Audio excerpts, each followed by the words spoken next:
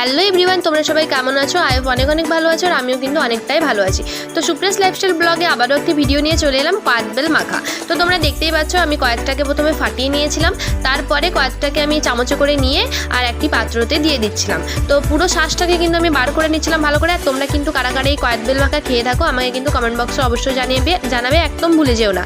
আর ভালো লাগলে একটা লাইক কমেন্ট সাবস্ক্রাইব করে দেবে। তারপরে আমি দিয়ে দিয়েছিলাম পরিমাণ মতো নুন, তারপরে দিয়ে দিয়েছিলাম পরিমাণ মতো চিনি আর একটু লঙ্কার গুঁড়ো আর কাঁচা লঙ্কা। তো তোমরা কিন্তু তোমাদের মতো ঝাল নুন সব কিছু দেবে। আমরা যেহেতু একটু ঝাল খেতে পছন্দ করি তাই দুই রকম লঙ্কাই দিয়েছিলাম।